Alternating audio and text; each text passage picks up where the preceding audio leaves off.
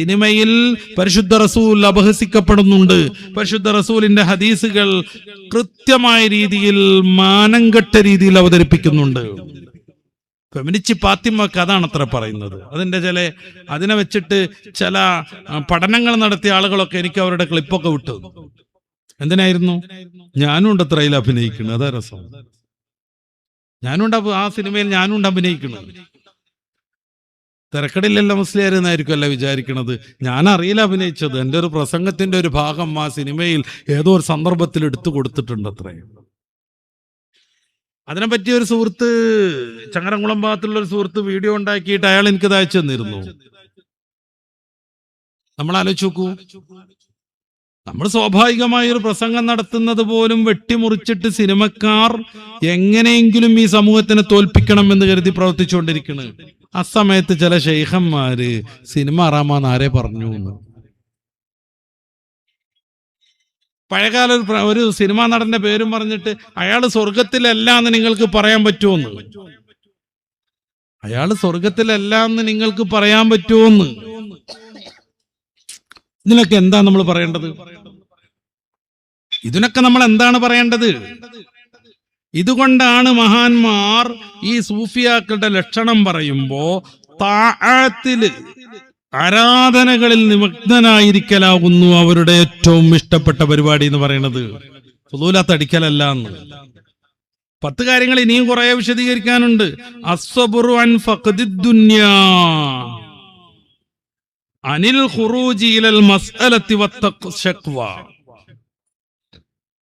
ദുനിയാവിൽ എന്തെങ്കിലും കാര്യം നഷ്ടപ്പെട്ടാൽ ആവലാതി പറഞ്ഞ് ആരോന്റെ മുമ്പിൽ യാചിച്ചു നിന്ന് അതിലേക്ക് പ്രവേശിക്കുന്നതിൽ നിന്ന് മാറി നിൽക്കുന്നു. യാചിച്ചോണ്ടിരിക്കുക. ഷെയ്ഖന്മാര് മുരീദിനെ പറഞ്ഞേക്കുക, ഇത്ര പവൻ സ്വർണം വേണം ഒരു പെൺകുട്ടിനെ കെട്ടിക്കാനാണെന്നും പറഞ്ഞ് യാചന തന്നെ യാചന. എന്നിട്ടോ എവിടെ കെട്ടിച്ചു ആർക്കറിയാം? എവിടെ കെട്ടിച്ചു ആർക്കറിയാം? ദുന്യാവ് നഷ്ടപ്പെട്ടതിനു വേണ്ടി യാചിച്ചു പിറകെ നടക്കുക. ഇത് ചെയ്യാത്തവനാണ് സൂഫി എന്ന് ജുനൈദുൽ ബഗ്ദാദി തങ്ങൾ പറയുന്നു. പിന്നെ പോന്ന് അദ്ദേഹം പറയുന്നത് 6-ാമത്തേത് അശ്ശുഗ്ലു ബില്ലാഹി അസ്സ വജൽ അൻ സാഇരിൽ അശ്ഗാൽ.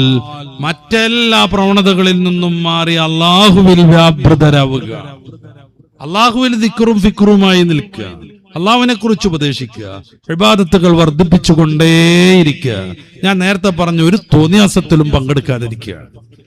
ഇതാണ് സൂഫികളുടെ 7-ാമത്തെ ലക്ഷണം. പിന്നീട് അടുത്തത് പറയുന്നത് അൽ ഖഫിയു വദ്ദിക്റുൽ ഖഫിയു അൻ ജമീഇൽ അദ്കാരി.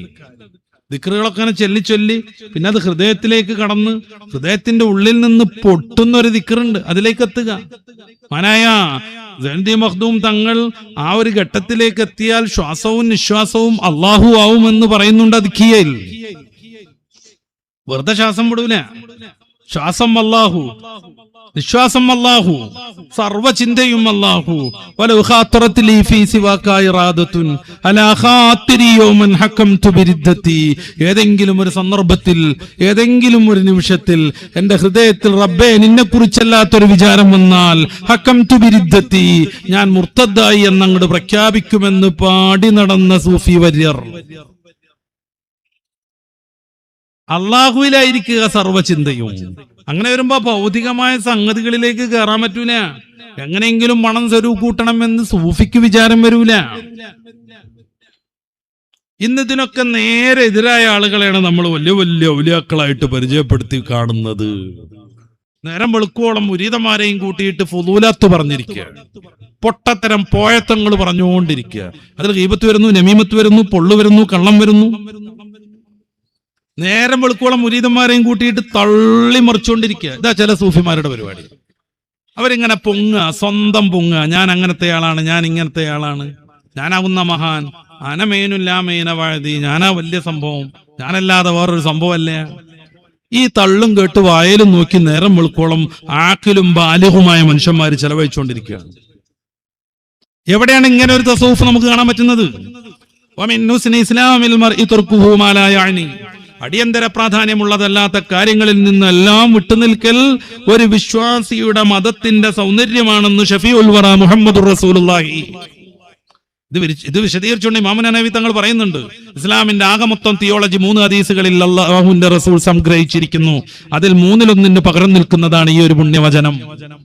വമിൻ ഹുസ്നി ഇസ്ലാമിൽ മർഇ തർക്കുഹു മാ ലാ യഅനി. അടിയന്തര പ്രാധാന്യമുള്ളതല്ലാത്ത ഏത് കാര്യമുണ്ടോ അതിൽ നിന്നെല്ലാം വിട്ടു നിൽക്കണം. ആരാന്റെ ഗീബത്ത് പറയണമെന്നോ? ഇത് വിശദീകരിച്ചുകൊണ്ട് ഇമാം നബവി തങ്ങൾ ശറഹ് മുസ്ലിമിൽ മഹാനായ ഇമാം ഷാഫിഈ റളിയല്ലാഹു അൻഹുവിൽ നിന്നൊരു വാക്യം ഉദ്ധരിക്കുന്നുണ്ട്. ഷാഫി ഇമാം പറയാണ്, ഒരു വാക്ക് പറയണമെന്നുണ്ടെങ്കിൽ അത് ഗുണമാണോ ദോഷാണോ എന്ന് ആലോചിക്കണം. ദോഷമാണെന്ന് ബോധ്യപ്പെട്ടാൽ ഒരക്ഷരം മിണ്ടരുത്.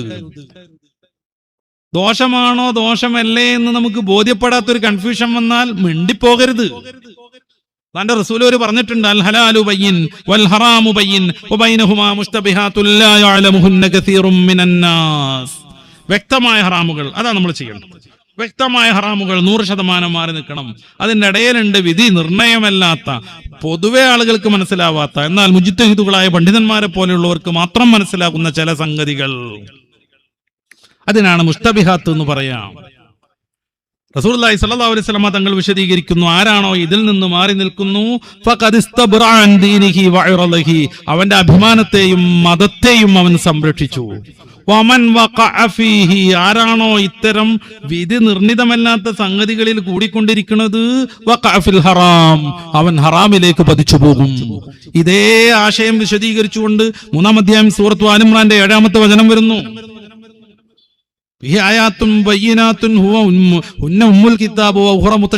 എന്ന് പറയുന്ന വചനം ഇമാം ശാഫിഈ റളിയല്ലാഹു അൻഹു ഉദ്ധരിച്ച എന്താ ഇമാം നബവി തുടരുന്നത്? നമുക്ക് ശരിയാണോ തെറ്റാണോ എന്ന് ബോധ്യപ്പെടാത്തതാണ് നമ്മൾ പറയുന്നതെങ്കിൽ അതിൽ നിന്ന് മാറി നിൽക്കണം. 100% ഒരു കുഴപ്പമില്ലാത്തതാണെന്ന് ബോധ്യപ്പെട്ടാൽ പ്രത്യേകം ശ്രദ്ധിക്കുക. ആവശ്യത്തിനു മാത്രം സംസാരിക്കണം. പൊള്ളന്ന് പറഞ്ഞുവിടരുത് എന്ന്. നേരം വെളുക്കോളം മുരീദന്മാരെയും കൂട്ടിയിട്ട് ഇങ്ങനെ തള്ളിമറിക്കരുത് എന്ന്. ബഹുമാന്യരാകുന്ന അബൂബക്കർ സിദ്ദീഖ് തങ്ങളെ കുറിച്ച് ഇഹ്യാ ഉലൂമുദ്ദീനിൽ 3-ാം വാള്യത്തിൽ അജായിബുൽ ഖുലൂബിന്റെ അധ്യായത്തിൽ ഇമാമുന ഗസാലി തങ്ങൾ ഒരു കാര്യം പറയുന്നുണ്ട്. ചെറിയ കല്ല് കടിച്ചു പിടിച്ചിട്ടായിരുന്നു മഹാനുഭാവൻ നടന്നത്, ജീവിച്ചത്. എന്തിനാ? വല്ലതും പറയണമെന്നുണ്ടെങ്കിൽ ആ കല്ല് മാറ്റി വെച്ച് ഒഴിവാക്കി പറഞ്ഞിട്ട് വേണം. അതുവരെ ആലോചിക്കണം, ഞാൻ ഈ പറയാൻ പോകുന്ന പദം എനിക്ക് ഗുണാണോ ദോഷാണോ, ദീനിന് ഉപകാരപ്രദമാണോ ഉപദ്രവമാണോ? അബൂബക്കർ സിദ്ദീഖ് തങ്ങൾ അല്ലാഹുവിന്റെ റസൂൽ സ്വർഗത്തിലേക്ക് പോകുന്ന 10 പേരുടെ ലിസ്റ്റ് പ്രസിദ്ധീകരിച്ചപ്പോ ഒന്നാമതായി പറയുന്നത് അബൂബക്കറുൻ ഫിൽ ജന്ന, അബൂബക്കർ തങ്ങൾ സ്വർഗത്തിലാണ് എന്നാണ്. ഈ മഹാനുഭാവനാകുന്ന മുത്തറസൂലിനെ കഴിഞ്ഞാൽ മറ്റ് പ്രവാചകന്മാരെ മാറ്റിവെച്ചാൽ ഏതുമ്മത്തിലെയും ഏറ്റവും ശ്രേഷ്ഠരാകുന്ന വലിയാകുന്ന സിദ്ദീഖുൽ അക്ബർ തങ്ങൾ മുരീദന്മാരെയും കൂട്ടിയിട്ട് നേരം വെളുക്കോളം പളപളാന്ന് പറഞ്ഞിരുന്നോ?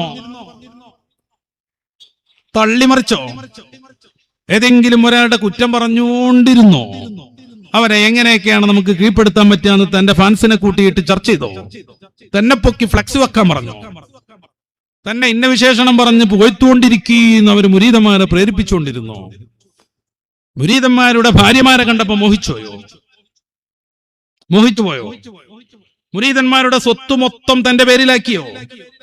കുറെ മുരീദന്മാരുടെ കുടുംബം തകർത്തോ? നല്ല നല്ല സമ്പന്നരായി ജീവിച്ചിരുന്ന കുറെ മുരീദന്മാർ തേരാപാര നടന്നുകൊണ്ടിരിക്കണം. എന്തേ? ഷെയ്ഖിന്റെ ഇടപെടൽ കാരണം ആധാരം പോലും നഷ്ടപ്പെട്ടിരിക്കുന്നു, വസ്തുവിന്റെ പ്രമാണം പോലും ഇല്ല. വേറെ കുറെ ആളുകളോടുള്ള കടം വാങ്ങിയ സ്വർണം കൊടുക്കാൻ വേണ്ടി മുരീദിന്റെ വസ്തു ആ ജ്വല്ലറിക്കാരന്റെ പേരിൽ എഴുതി വെക്കുന്നു. ഇങ്ങനെയാണോ നമ്മുടെ പൂർവികരാവുന്ന ഷെയ്ഖന്മാർ ജീവിച്ചത്? ഉദയ് ഷെയ്ഖ് തങ്ങൾ എത്ര ആളുടെ കല്യാണമാണ് മുടക്കിയത്? റിഫായി ഷെയ്ഖ് തങ്ങൾ എത്ര മുരീദിന്റെ ഭാര്യനെയാണ് കെട്ടിയത്? എത്രയാണ് കെട്ടിയത്? നമ്മുടെ മുമ്പിൽ ചരിത്രല്ലേ?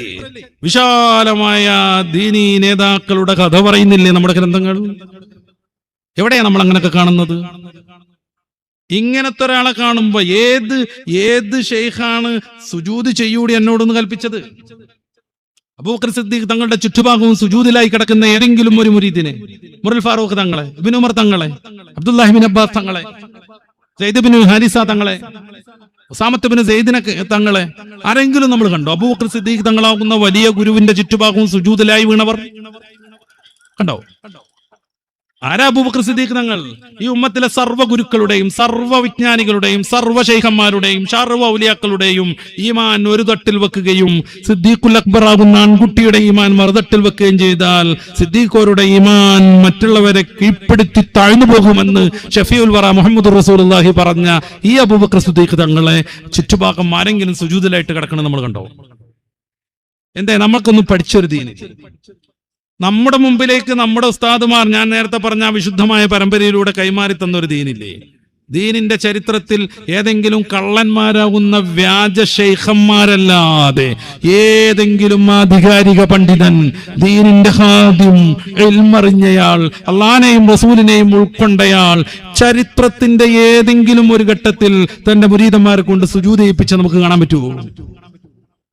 ന്യായീകരിച്ചുകൊണ്ടിരിക്കുക ഏത് തമ്മാടിത്തവും, എന്നിട്ട് ഈ സമൂഹത്തിനെ പിന്നെയും തോപ്പിച്ചുകൊണ്ടിരിക്കുക.